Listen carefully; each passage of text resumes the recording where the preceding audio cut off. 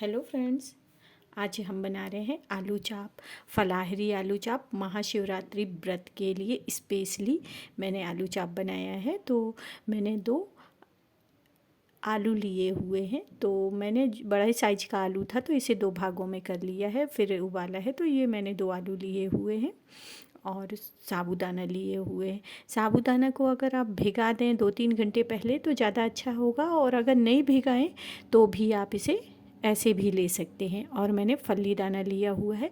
फल्ली दाना मैंने हल्का सा रोस्ट कर लिया है। धनिया पत्ती ली हुई है, हरी मिर्च ली हुई है, कुटी मिर्च ली हुई है और भुजा ज़ीरा लिया हुआ है। टमाटर या नींबू 2 में से आप जो यूज़ करना चाहें, और अगर दोनों यूज़ नहीं करना चाहें तो कोई ज़रूरी नहीं है, ये दोनों ऑप्शनल है। तो चलिए मैं एकदम नए तरीके से बता रही हूँ। इस तरीके से बनाएंगे आलू चाप ना आप, बहुत टेस्टी आलू चाप बन के तैयार होता है। तो सबसे पहले हम आलू को छील लेते हैं, और जो हमारे साबूदाना है इसे हम भिगा देते हैं। और अगर आप भिगा नहीं पाए हैं तो आप इसे ऐसे ही मिक्सी में पीस लीजिए। और जो फल्ली दाना है हम इनके छिलटे निकाल लेते हैं और इसको दरदरा पीस लेते हैं। देखिए मैंने इस तरह से साबूदाना को भिगा लिया है, और ये जो फल्ली दाना है इसके छिलटे निकाल लिया है। अब मैं इसमें जो 2 आलू लिए हुए थे उसे मैं छील के और इसमें डालती हूँ। देखिए मैंने फल्ली को हल्का सा दरदरा सा पीस लिया है। हमें ना इसे दरदरा ही पीसना है। जब ये मुंह में आती हैं तो बहुत अच्छी लगती हैं। तो मैंने जो 2 आलू हैं इसे ले लिया है। सबसे पहले हम आलू को मैश कर लेते हैं। और ये जो साबूदाना है अगर आप कच्चा वाला ले रहे हैं ना तो उसे पीस के लीजिएगा, और अगर आपने भिगा दिया है तो ये ऐसे ही हाथ से ही मैश हो जाएगा। तो अगर आप इस बात का ध्यान रखिए कि कच्चे को आपको पीस के लेना है। देखिए मैंने इस तरह से आलू को मैश कर लिया है। बहुत आसानी से मैश हो जाते हैं ये आलू ऐसे चम्मच से।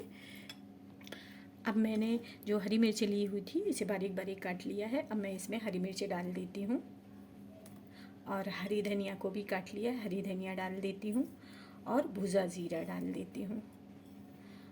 और जो मैंने कुटी मिर्च ली हुई थी ना, इस कुटी मिर्च को डाल देती हूँ। अगर आप कुटी मिर्च नहीं लेना चाहे या हरी मिर्च नहीं लेना चाहे तो ऑप्शनल है।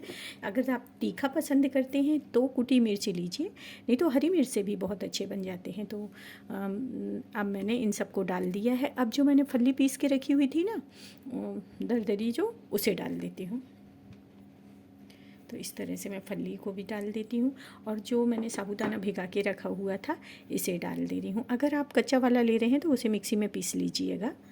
तो इस तरह से मैंने अब साबूदाना को भी डाल दिया है।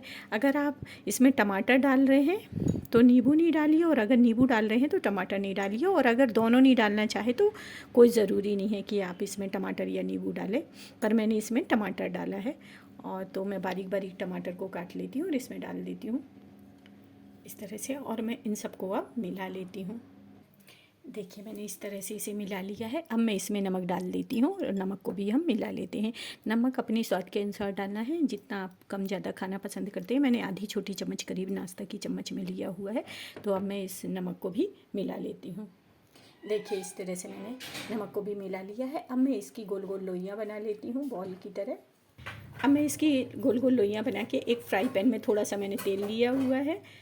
तो देखिए मैंने थोड़ा सा तेल लिया हुआ है, इसको मैं चारों तरफ फैला देती हूँ, और हम तेल को थोड़ा सा गर्म हो जाने देते हैं। इस तरह से मैं चारों तरफ इसको फैला देती हूँ। अब हम हाथ में हल्का सा तेल लगा लेते हैं और इसकी गोल गोल लोइयाँ बना लेते हैं, और प्रेस करके जैसे हम टिकिया बनाते हैं ना, बस वैसे ही बनाना है। मैं आपको दिखाती हूँ। देखिए इस तरह से हमें बना लेना है, और हमारा तेल गर्म हो गया है तो बस हम ऐसे इसे डाल देते हैं। ऐसे मैं सारी टिकिया बना लेती हूँ। देखिए इस तरह से हमारी टिकिया बन गई है। अब हमें क्या करना है, इसे ढक देना है।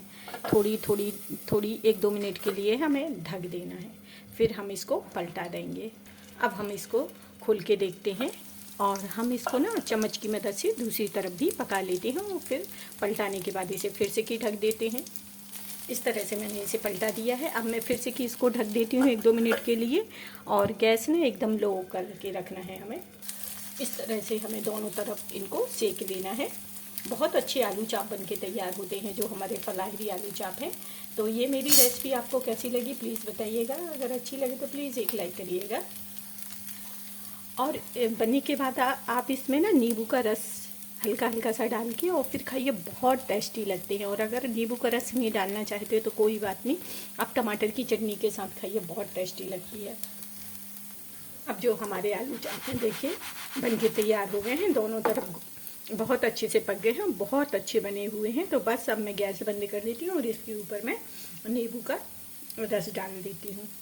इस तरह से मैं 2-2 बूंद बस नींबू का रस डाल देती हूँ, बहुत टेस्टी लगते हैं ये नींबू के रस से। अगर आप डालना चाहें तो डालिए, नहीं तो कोई ज़रूरी नहीं है।